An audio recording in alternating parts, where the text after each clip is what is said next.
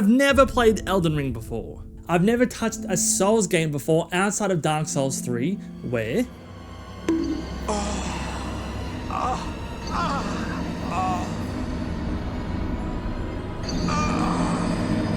I probably put the controller down and decided that these types of games just weren't for me. I saw Elden Ring win Game of the Year along with many other awards, but I kept it in the basket of it's just one of those Souls-like games, never to be touched by me. The game was promptly brought back to my attention with the most recent DLC, where the game once again saw an influx of popularity, and this time I decided to look at it with a bit more of an open mind, eventually leading to me buying the game. After all, if I wasn't having fun within the first 2 hours, I knew Steam's refund policy had my back. Little did I know that I would not only be picking up one of the best games ever made, but also would be embarking on a journey to what would soon become one of my favorite games of all time.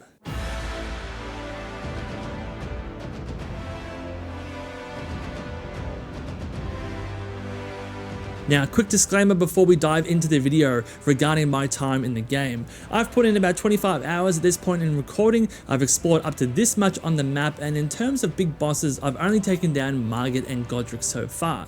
Please be aware that I am a beginner and there are still a lot of things I'm yet to discover and many things I am still yet to learn. With that out of the way, here are my impressions.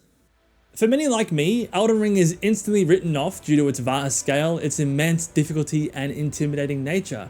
There are a few games like this on the market, and this genre of gaming can be easily dismissed should you not already be a fan. Now, it is said that Elden Ring is one of the easiest types of these games, and there are definitely features in this game where you can construct builds and perform certain actions to give yourself a much easier time. And in that same breath, I would say that because of this, and despite its perceived difficulty, it really is quite an accessible game, but more on the game's difficulty later. The first thing you'll come to truly appreciate in this game is the game's vastness of its map, its seemingly endless landscapes, its ever-evolving terrains, and its organic topography that contains this game's many secrets and ass-whoopings. One of the many strengths to this game is its world building through its open world. And when I say open, I truly mean open. You can go anywhere you see on the map. Part of the fun of exploring this game is seeing something interesting off in the distance and just navigating to that spot. You might see a catacomb, you might see a castle, you might see some extra resources, or you might see an enemy that decides it wants you for its lunch. Regardless of the outcome, exploring the many different terrains and becoming fully immersed within the different settings and atmospheres is something unlike anything I've truly experienced in gaming before. I was so immersed that one day I just decided to ride just up the map to see how far I could get. I ended up in Khaled and quickly decided, you know what? This place just doesn't seem right for me. Maybe I'll just go back to the beginning area. Now, I never came across an invisible wall, nor does the game try to hold your hand and direct you to a particular direction, and the game just simply letting me go to an area I was clearly not ready for really showed me just how open this game was. It really says, I don't give a fuck where you go, but good luck if you're going up there. Any limitations on locales were introduced via higher level enemies. Aside from some vague markings on your map guiding you to story moments, this enticing and captivating world is open for you to explore at your leisure, or better yet, at your capacity to avoid imminent death. Now, speaking of handholding, this game does not do a lot of that. Aside from a very brief and optional tutorial section at the start of the game, Elden Ring really relies on your ability to just fuck around and find out. Trial and error really is the name of the game here, and honestly, with the way most modern games are these days, it's just refreshing to be left alone to figure things out on my own. Once you take your first steps out into Limgrave as a Tarnished, embarking on your journey through the lands between, what you do, what you see, where you go is entirely up to you. It's a true sense of freedom, one in which many games fail to replicate to this extent. This element of freedom is consistently applied to the character creation menu and your ability to basically do whatever the hell you want. You can pick a starting class, but will quickly learn that you can level and spec out your character in whatever way seems fit to you based on your particular playstyle. And there seems to be an infinite number of options across weapon types, spells, throwable items, crafting, armor sets, ashes of war effects, and no two players will really have the same build.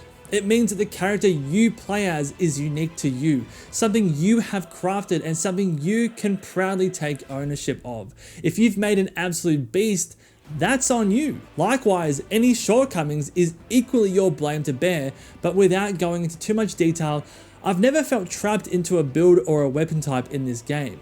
There's plenty of room to experiment with builds and how you approach every encounter, whether that be from afar with a ranged weapon or up close and personal. Regardless of who you are or what your playstyle is, this game will have something here for you. So as you would have heard countless times before now, you will die many times in this game. But this is unlike any other game I've played where dying isn't actually seen as a frustration. Rather, it's seen as an invitation to do better.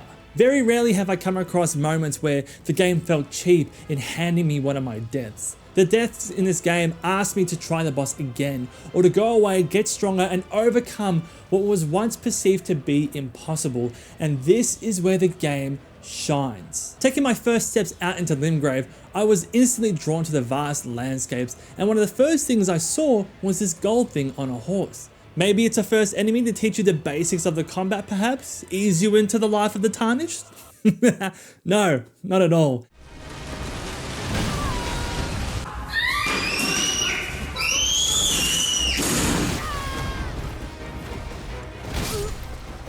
I will take you in my arms as often as you need. This thing will kick your ass and quickly remind you that you have entered into a world where if you want to become successful, you really just have to get good. And so that's what I did. After running for my life from this guy that promptly used me as its chew toy, I went away to get better. I was motivated to go back to my humble beginnings, to level the playing field, and I wanted to come back to be able to simply say, my turn.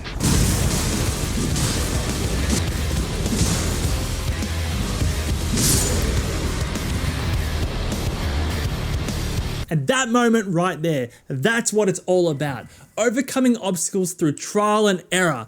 Fuck, this game is good. Once I saw that my enemy had fallen, the overwhelming sense of accomplishment rushed over me. It was a confirmation that I was getting better at the game, that what I was doing was working, and to keep pushing.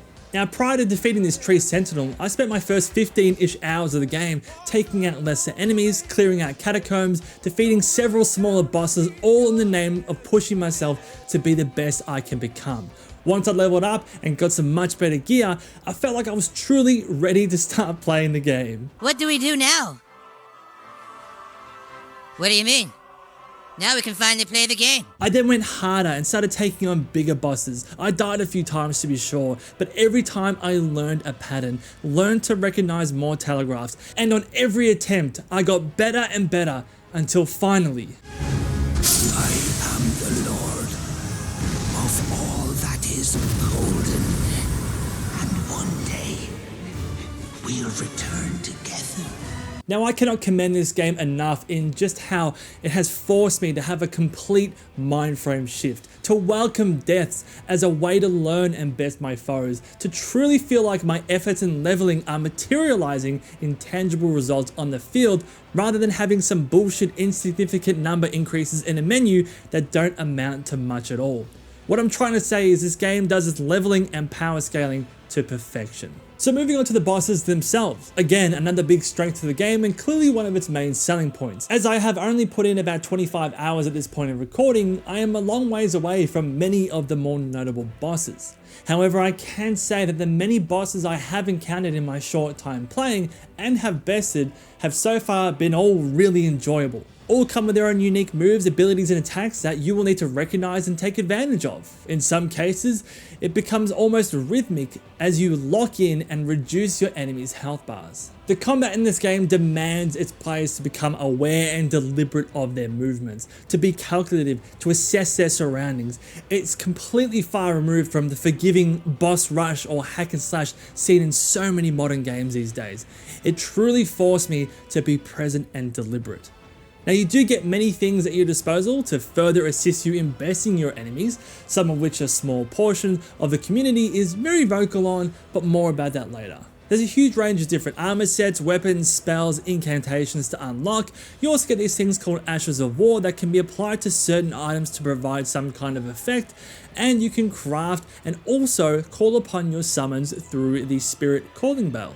Now every summon has their pros and cons, and it's really up to you to decide what summon you want for your particular circumstance and playstyle. Now these summons do make the game significantly easier, which is one of the many reasons why Elden Ring is seen to be more accessible than most other Souls-like games. These summons can fight alongside you, help stagger a boss, and leave them open for your attacks. Some people in the community feel like it's a bit of a cheat, or that you didn't really beat the boss because you had help, but hey, if it's in the game and it makes it more enjoyable to you, go for it, use them. So on that note, the community, let's talk about them, because they really are some of the most helpful, endearing, and inviting people across any gaming community I've been a part of.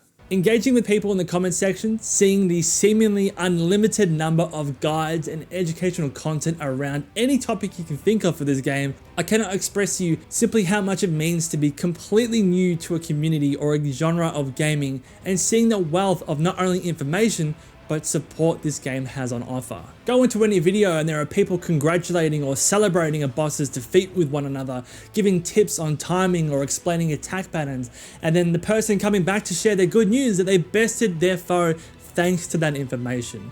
There is also a surplus of information about making the most optimized builds for whatever playstyle you're going for. Just on the whole, the Elden Ring community is great. However, in saying that, it's not all good. And as you can expect, there are a few elitists out there that have impossible standards on how you should play this game, what items or what builds you should or shouldn't use. But I'm on the impression that you play the game that you purchased however the fuck you want. These kinds of people are usually quickly shut down in the comment section anyway, so don't give them too much attention. Now moving to things I didn't like about this game so far. So let's start off with everyone's favorite topic, that infamous pause button. There are people out there who think this game should have a pause option, and there are people out there who think that it will detract in some way from the overall difficulty of the game. Now whenever I do bring up this game's option or inability to pause, I'm usually met with, well, actually, there's a pause button. You just need to press start, go to inventory, go to help, and go to the menu explanations, and then your game is paused. Seriously? A pause button has been perfected down to a one button prompt in 99% of other games. I'm of the opinion that you should have a pause option. And not only that, but the pause option should just be a one button prompt. It just speaks to bad design. Also, no one would be out here saying, yeah, I actually killed that boss because of my pause button. Or wouldn't have got through that without my pause button. In a similar vein, let's move on to the menus. Some of these menu options, especially to someone who's new to the game, is just plain unintuitive. I wanted to equip my steed whistle to my pouch, and instead of finding it in my inventory and having an option that says equip to pouch, I have to open the menu, right click on a free pouch spot, select switch, go back into the inventory menu that I was already just in, and select the item. It's a very roundabout way to do some really basic shit. And just things like this were rife throughout the menus, where some revisions around the user interface would just go such a long way. The lock-on can also be a little dicey too, and I don't really think having my lock-on button, my switch target button, and camera position all tied into the one stick was the smartest move in hindsight. And lastly, I would like some kind of quest log, not a log that tells me where I need to go or what I need to do to hold my hand, just a log of who I have spoken to at that point in time and just their last dialogue. I have spoken to so many NPCs throughout my journey and forgotten most of what they said to me because I've been so distracted by the plentiful offerings this game provides constantly. So aside from those minor issues, I finally understand the hype around Elden Ring. And I finally understand why other game developers hated Elden Ring. Its offerings here just cannot be rivaled, and it has set the bar of expectations so high for modern gaming. This is a true open world that lets you go wherever you want. This is a one-time purchase with one additional DLC that is said to add at least another 20 plus hours of content to the game, and that's it. There is no microtransactions, there are no loot boxes, there's no monthly subscriptions, no predatory bullshit. The price of this game is priced among most other games as well. Hell, I got it for 60 AUD and that's considered cheap as hell. And I get all of this to explore. No additional charges, no predatory bullshit, and just for the cost of a normal ass game. And for a game this well made, this well optimized, and it's something that allows you to do whatever you want at any given time, yeah, it's sure as shit gonna make it extremely hard going back to other games that don't afford this much freedom. This game is up there with games like Ghost of Tsushima for me. It's a true masterclass in game development and a display of the art form that gaming can be. This game literally rewired my brain in how I approach gaming now. Going back to other games I once thought I enjoyed only to find that the magic around them was fading by comparison. I had experienced something so far greater, something constructed out of pure passion and love for the craft. It's just hard to go back to what else is on offer now. Elden Ring really won't be for everyone, but it is a game I implore you to try even just once. For me personally, I can't wait to explore more, then do it all again with a new build.